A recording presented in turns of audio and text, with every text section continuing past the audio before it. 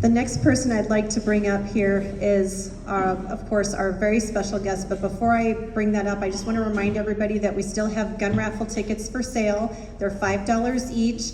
And the boys over here have the tickets. If you cannot stay for the drawing, we may end up extending the gun raffle out. So please write your name and your phone number on the back of the ticket and put it in there, so when we do the drawing at some point, whether it's tonight or in the near future, we'll be able to hopefully draw your name and you can win that Glock. So go ahead and buy your tickets.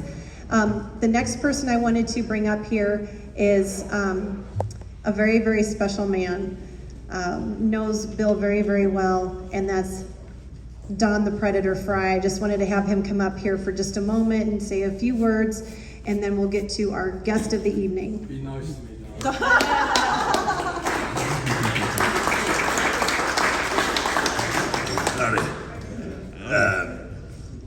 Don the Predator Fry. I got the nickname Predator. I was a prize fighter. So 30 years ago when I came up with the Predator, it had a different connotation to it. So different. I did a Godzilla movie over in Japan, and we went to do a signing, autograph signing, and all I had was photos of me in my fight shorts, you know, naked and just in my fight shorts like this, and it said the Predator, you know, and all we got is 8 to 12-year-old kids, you know, coming up to get my autograph, so it didn't look good, I met Bill 35 years ago.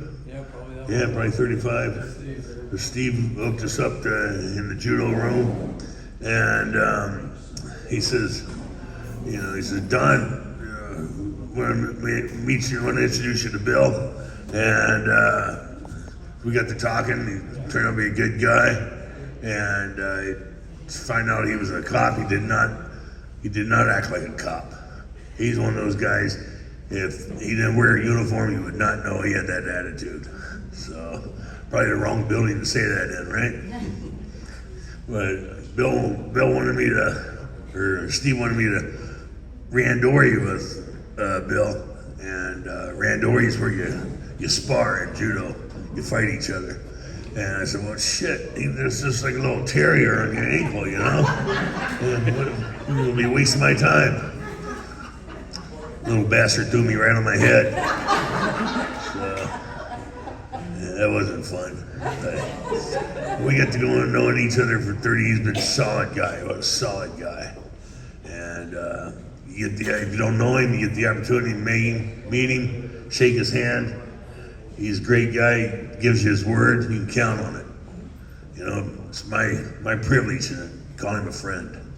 Thank you, sir.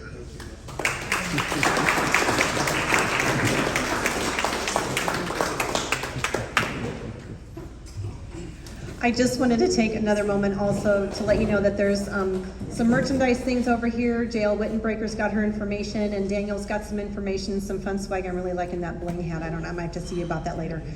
I also wanted to let you guys know that we have a signed Andrew Breitbart book that is available also. See Michael Ivan over here. Michael, wave your hand.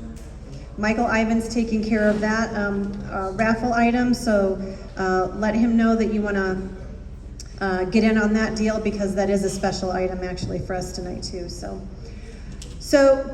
getting here this evening has been really interesting for our guest of honor, Bill Phillips.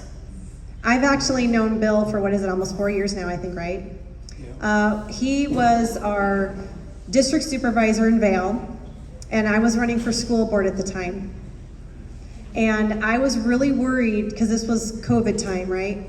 So I was really worried that I was gonna have to face parents getting arrested, put in jail for no other reason than trying to protect their kids and keep their kids in school.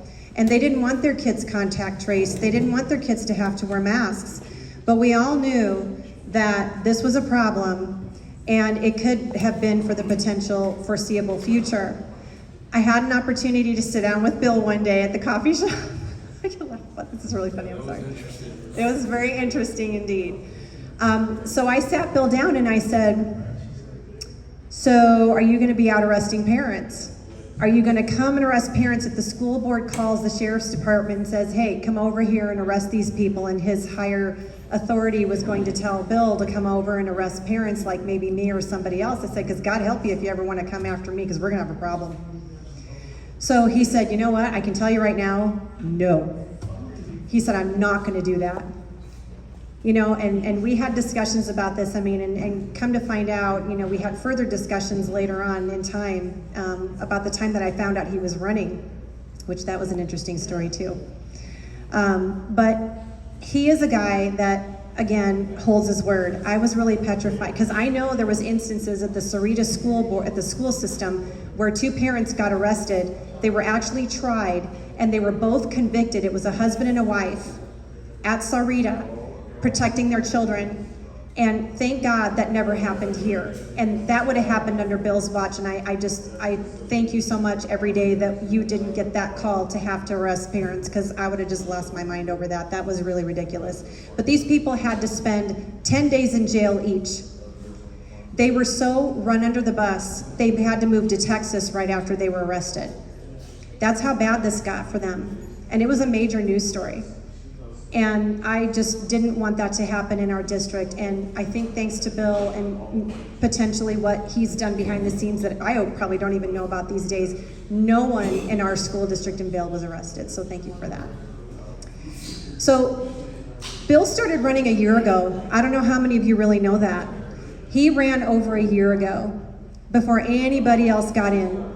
And I was thrilled when I was told by my Pima County leadership that they brought him in to run for office. I was like, no way. I said, oh my gosh, yay, Bill Phillips.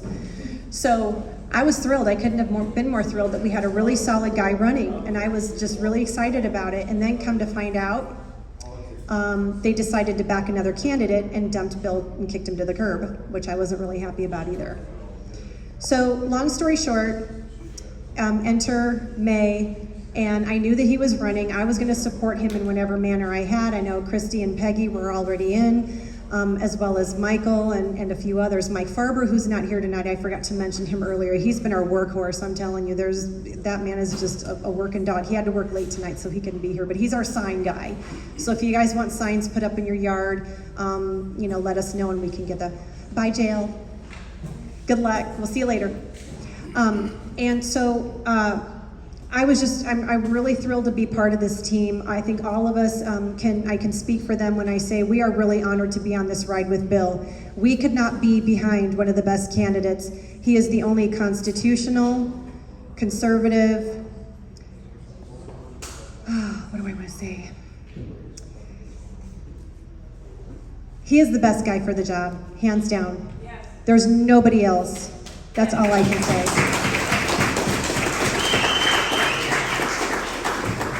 He's going to bring us a proactive platform, and he's the only one, by the way, that actually has one on his website. I've had people call me and tell me they've been reviewing candidates for sheriff, and I get call after call and message after message. I looked him up. He is the only guy who's got an actual website platform where we can click through stuff and actually look at things, where nobody else has that.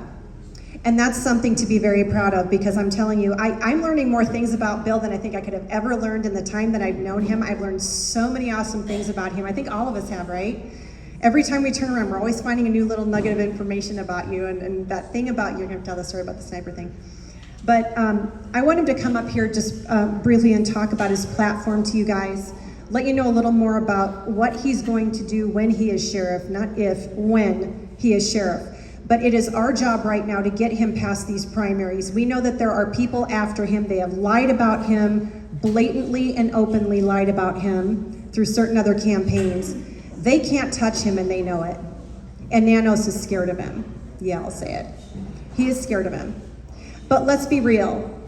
The sheriff is the ultimate lay of the land. He is the ultimate constitutional guy when the rubber hits the road. And Bill Phillips is the only man to fill that position.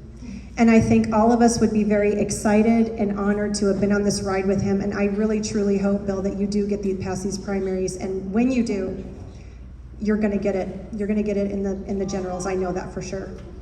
But I want to introduce Bill Phillips for Pima County Sheriff.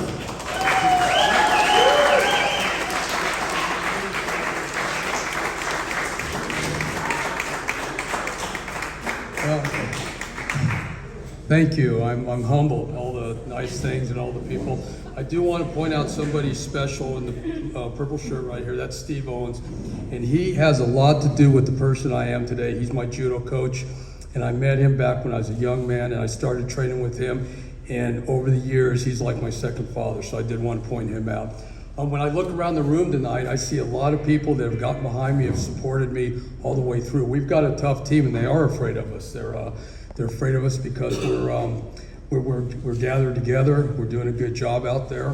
Phyllis is on our team with us. This is my wife right here, Phyllis, and she's putting up with me. And there are some stressful days. She knows it, right? It does come with some stress. It's a lot to run and so forth. But when you have a solid team behind you, it just makes it a lot better. So when I look around the room, I pretty much know everybody in here. I've met some people throughout the campaign, and then lifelong friends and so forth that have jumped on board. Mike Ivan and I went to high school together way back. He went to school with Phyllis. We did graduate together. We got together later because she didn't really like me in high school, I guess is what she tells everybody and so forth. But when I look at each table, I see people that have supported all along the way and stuff, and I'll talk a little bit about that. But we were talking about the platform earlier, and this young lady brought up something about the human trafficking. I wanted to tell you something. I mentioned this today when I was talking to a group. We'll be down on that border. A big piece of my platform is the rural patrol and getting back with the common sense immigration. But I talk about this a lot. If we're going to be down there making traffic stops, we're going to be looking for things. And if we stop a vehicle and there's 2 adult males in there and there's a 16-year-old girl and there's no relationship, they're going to be sitting in handcuffs on the side of the road until we figure out what's going on. So I promise you, we will be working on that. So common sense immigration is the first part of the platform. We need to go down and plug up this hole that we have in the border, and we know it's down there, and it's Santa Cruz and Pima County.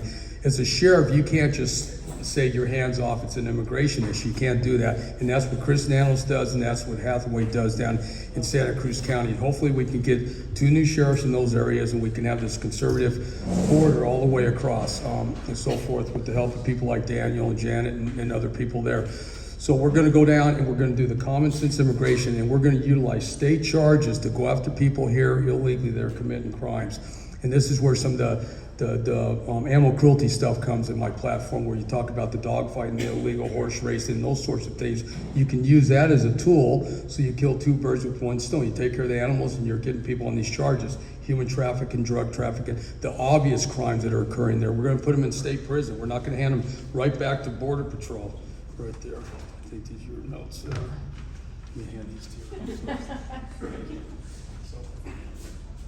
So, and then, and as far as the rural patrol goes, we're gonna have people. So I saw Andy Smallhouse here just a minute ago. He's standing in the back. He owns a Carlink Ranch, a very, very close friend of mine, and Phyllis's and so forth. And we're going to get back out in these outlying areas and do the immigration, but also give the ranchers the proactive law enforcement that they deserve too. They pay taxes. He's down the San Pedro River Valley, and he'll tell you that over the years he's very limited law enforcement even going through the San Pedro, and that's a major corridor coming up from Douglas and other areas for trafficking, both humans and for drugs and so forth. So we're going to put a strong rural patrol back together. And people say, well, how do you do that? It's always about money. So if you look at my platform, again, I'm going to start a reserve program. We're going to start with deputies retiring that have that experience, and we're going to ask them to stay on and give us a day or 2 a week. And there's your limited, cost for more people on the streets. And then we're going to start recruiting. One of the things I do like to talk about is I'm doing this because I want to do it. I don't need the job. I want to come out and do what I can do in the community and make things better. And so I'm not going to be held, underfoot by the board of supervisor, the county manager. I promise you, I will go out there and I will ask for everybody's help every time we need something to get done. If we need more deputies, we need more money, I will come out and ask the public. Now that's probably hurts you politically because, they don't want you telling people to have people call them and bother about these issues, but I will do that because I'm not really worried about the politics. I'm going to let the job speak for itself of the 4 years there, and I'm sure I'll be reelected after the first 4 years too, because I will not be a politician. And something else we talked about. I think about this stuff all the time. my wife looks outside and I'm out there with my mules and my horses, and she says, you look kind of crazy because you're always talking to yourself. Because I do. And my mules, I mean, they know every strategy that I'm going to put forth because they stand there and listen to me, and they've heard it time and time again because I do nothing but think about these things all the time. Yeah, well, so Phyllis had brought up, some of the elder fraud stuff. We talked a lot about that. That's another part of the platform.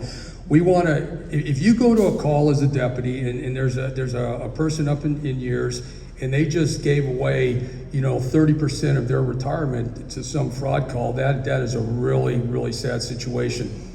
So something that we talked about, and I've had some help with this and people have brought some things up.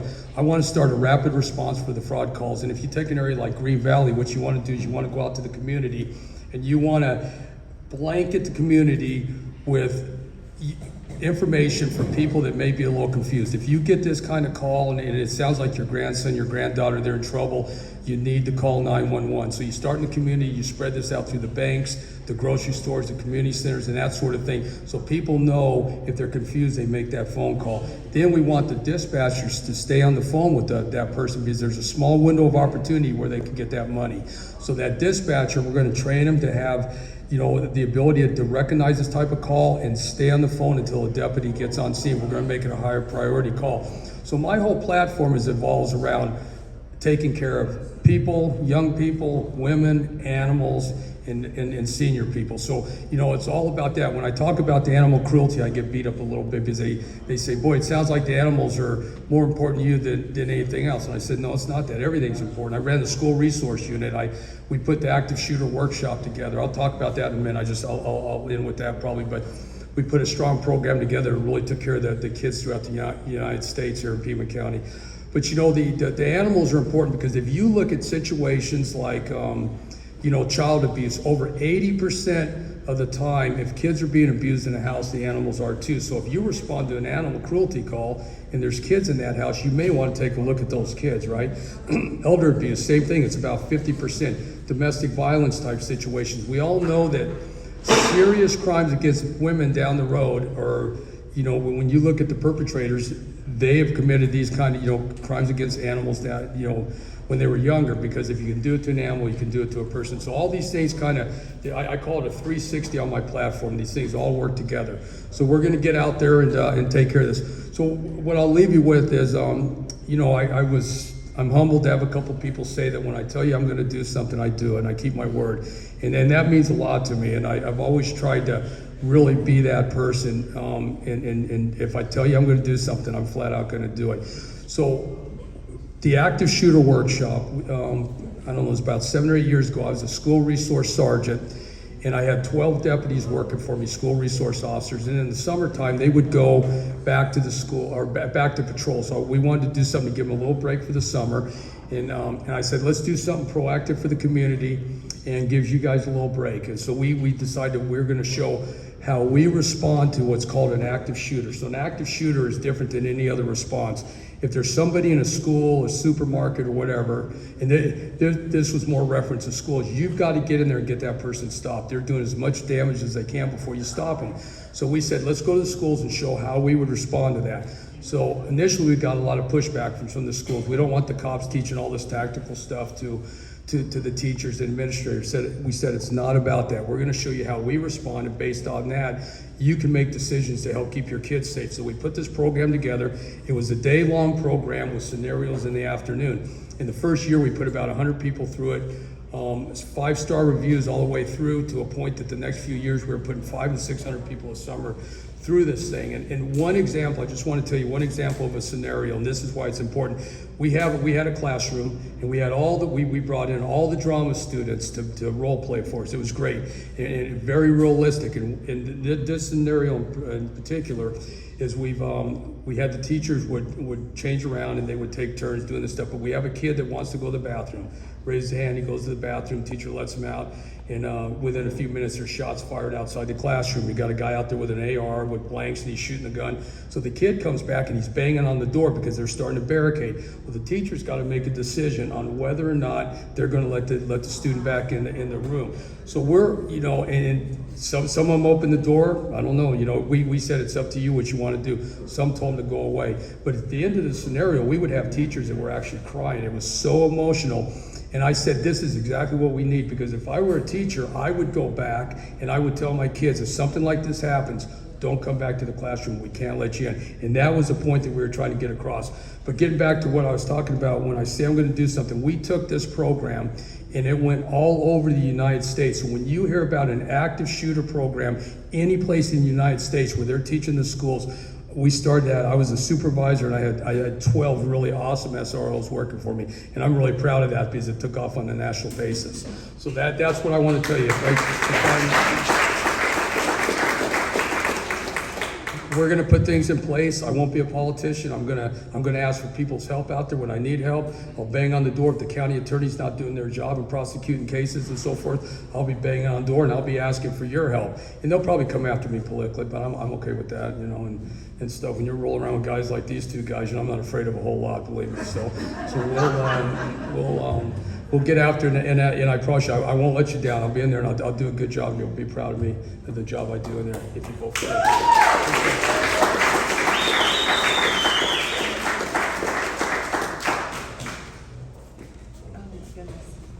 This is like so exciting. I love this. So what I would like to end with again is one more time. We really appreciate all of you. Please stay. There's brownies. I think there may be a little bit of food left. You guys can go get some food if you just got here and need something to eat. Grab a beer or something. Drink responsibly. Don't drink and drive. But I actually, especially once again, want to thank our food for tonight being brought by Lumbra Pizza a la Leña. Gracias por la excelente comida. Yes. But I especially want to thank Bill for bringing us along on this ride, for running for sheriff, because we do need. No. But we want to thank everybody for being here. The next thing you can do for Bill is please get the word out. Please share the word. Make sure your family and friends vote and get out there, because they do need your votes. All of these good candidates are going to need your votes to get in, because we are in desperate need of some changes in our leadership. And it starts locally. I've always said that if we can't clean up what's going on down here, we will never fix what's going up north, right? So thank you guys again for being here. Stick around. Let's have a little bit of fun here. Talk to Bill and talk to Mr. Don Fry and everybody else that's here. Daniel's still here. So I want to thank you guys again for coming out and share the word, and we appreciate all of your support. Thank you.